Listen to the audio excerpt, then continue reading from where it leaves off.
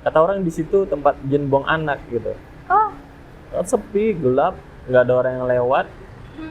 Nah, kita beranikan diri karena pada saat kita mau masuk, Bang, itu abang yakin mau buka di sana?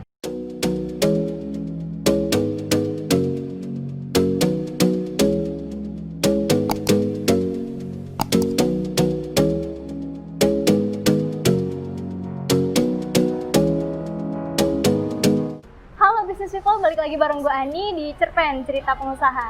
Nah, Cerpen kali ini kita udah ada di Mr. Seafood dan sekarang gue udah ada bareng sama ownernya Mr. Seafood nih. Jadi sekarang udah ada Omet. Halo Omet. Halo Fani, halo Nah, Omet. teman-teman semua. Iya, Omet ini adalah owner dari Mr. Seafood nih, Business People. Sekarang kita mau ngomongin tentang Mr. Seafood. Mr. Seafood ini udah berapa lama ya Omet? Nah, ini menarik nih. Kita salah satu bisnis kuliner yang ada di Kota Padang yang sudah berjalan perdana itu di tahun 2016, tepatnya itu tanggal 26 Desember.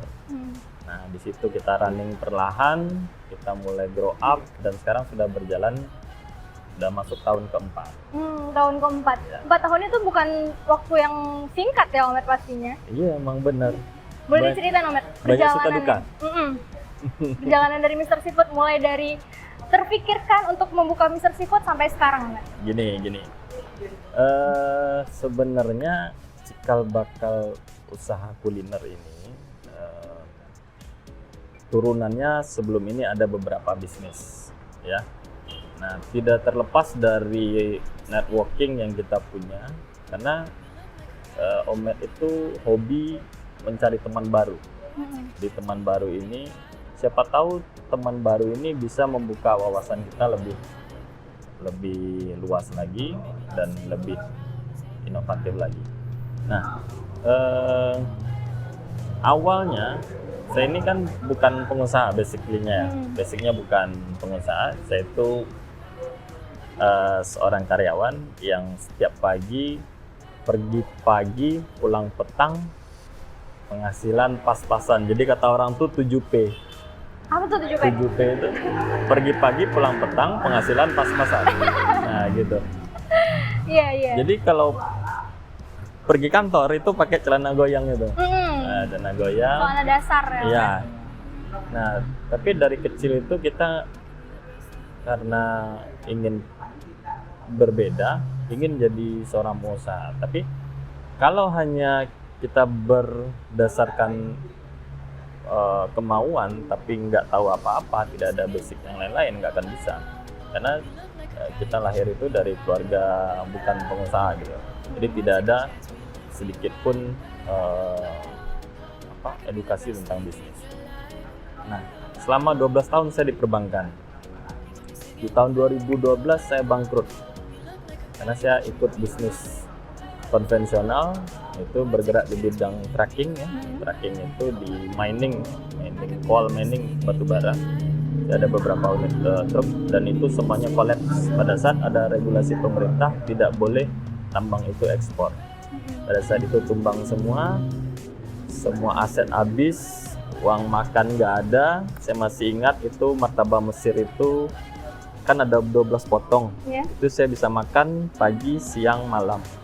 Kalau pecel lele itu minta yang satu paketnya yang kecil-kecil, anaknya 2, jadi saya bisa makan malam dan siang, atau siang ada malam. Atau satu itu setengahnya ini dimakan siang, setengahnya lagi malam. Nah, begitu susahnya di tahun 2012. Namun berbekal banyak kenalan atau apa, saya belajar untuk membuat suatu adonan tahu berbagai rasa. Saya coba jualan, tapi bukan di Kota Padang, dan akhirnya saya bisa menghasilkan uang itu 100.000 per hari. Itu berjalan hampir setahun lebih lah, setahun setengah kurang. Balik ke Padang, saya jual goreng lagi. Saya collaborate sama salah satu bakery dan catering yang cukup besar di Padang. Saya coba selama 6 bulan dan itu berjalan lancar.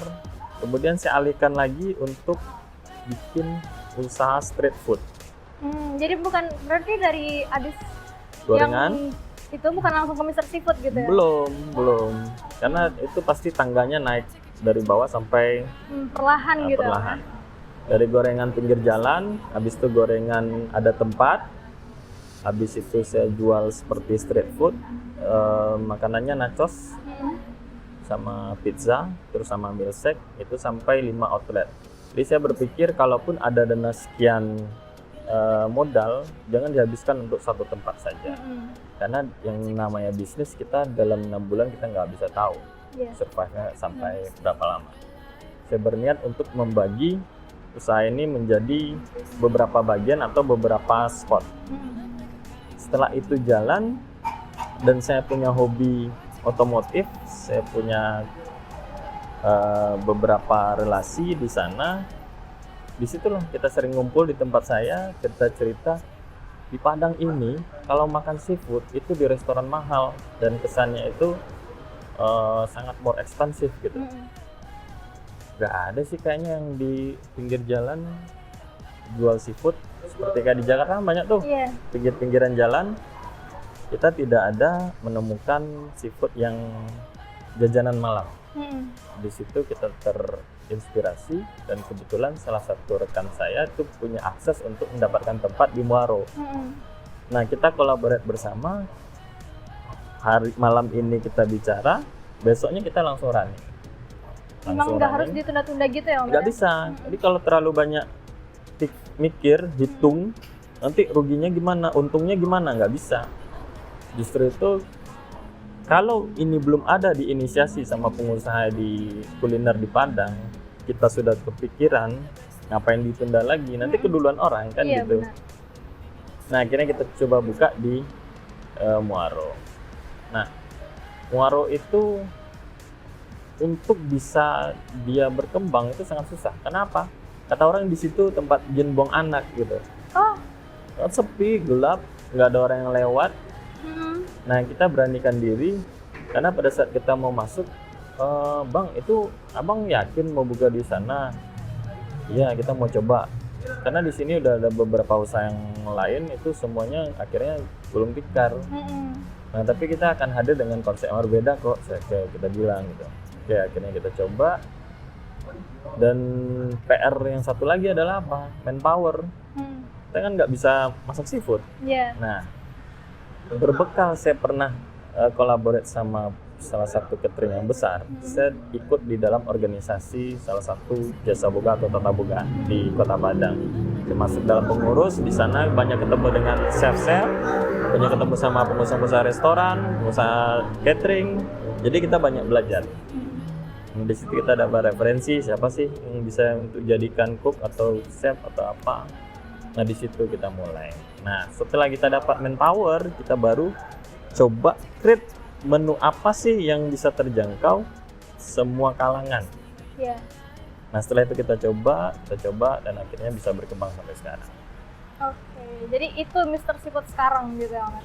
Iya, tapi modifikasi dan inovasinya dari bulan ke bulan itu berubah-ubah. Iya, emang harus seperti itu ya Mas? Harus berubah, harus berubah-ubah, nggak bisa konsisten kita mau ini aja selama 3 bulan, nggak bisa. Karena kita harus ikutin tren apa maunya pasar. Gitu. Dan seiring dengan berkembangnya kompetitor, usaha yang sejenis. Gitu. Dan sekarang udah banyak sekali. Pada saat waktu kita mulai, setelah itu banyak juga orang yang follow, coba usaha ini, dan akhirnya ada yang tumbang, ada yang masih maju sampai sekarang. Benar banget. Nah Omet, ada nggak sih inspirasi Omet untuk buka Mr. Seafood ini? Mungkin ada inspiratornya mungkin? Bukanya? Iya. Bukanya yang pertama dari diri sendiri. Yang satu komunikasi sama banyak orang. Sama banyak orang, dan salah satunya yaitu tadi, kalau tidak match bicara kita ke lawan bicara atau tempat yang bisa kita untuk akses apa yang kita mau, itu nggak akan jalan. Jadi intinya harus inisiasi dari diri sendiri dan harus banyak masukan dari orang lain. Bahwa ini masih belum loh, nggak ada salahnya kalau kita coba gitu. Keberanian aja. Kalau nggak mau, kalau nggak berani melangkah, bakal Ya, gitu-gitu aja gitu-gitu gitu. aja. Benar-benar. Gitu. Konsep dari Mr. Seafood sendiri gimana nih Omer? Konsep apanya nih? Konsep Konsep banyak nih. tempat dulu. Nah, gini. Konsep itu nggak jauh dari tema sajian makanan. Karena kita temanya itu menu seafood, kita nggak bisa jauh dari yang namanya laut atau yang namanya air gitu ya. Iya. Jadi tagline pertama itu kita bikin di Muaro itu adalah mencari harta karun laut. Nah, adanya di Mr. Seafood. Itu tagline awal. Nah, kalau sekarang kita udah nggak pakai tagline itu lagi. Intinya kalau cari seafood ya ke Mr. Seafood. Nah, tagline yang baru itu masakan Mr. Seafood tidak menggunakan bahan-bahan yang pernah kita ceritakan. Iya. Kita masaknya nggak pernah pakai Cabai. garam, tidak pernah pakai cabai giling, tidak pernah pakai bawang merah, bawang putih, tidak pakai micin, tidak pakai kecap. Iya. Nah, itu Kecap adalah manis ya Omer? iya, kecap manis. Jadi itu benar-benar kita rancang berbeda dari menu-menu seafood yang lain yang ada di kita sekitar. Itu ciri khas kita. Nah kalau dari konsep menu gimana nih Omer? Pastinya seafood ya Omer ya? Nah, menu gini. Menu ini kita agak susah. Jadi ada dua konsep. Satu, kita nawarin satu paket menu atau satu item menu. Jadi contohnya gini ya. Lobster 1 ekor. 1 ekor itu kalau dijual di resto lain ada yang per kilo. Kalau kita per 1 ekor. Jadi walaupun beratnya nanti di atas 2 ons, itu kita tetap dengan harga yang sama gitu. Walaupun harga yang kita tebus itu nggak pernah sama pada saat nebus. Beda sekali. Karena kita ambil bahan baku itu nggak dari Kota Padang, tapi dari pulau. Ada dari Pulau Telo, ada dari Mentawai. Nah, turunnya nggak di sini. Turunnya itu ada di pesisir. Karena jauh lagi ya? Iya, jadi yang punya kapal paling ada yang di sana. Terus juga ada yang dari kalau Mentawai turunnya di sini. Wow. Patah, jadi awalnya kan mau gebrak ini aja. Iya. Akhirnya dicumbukin rupanya patah, akhirnya dia malu sendiri. Dia balik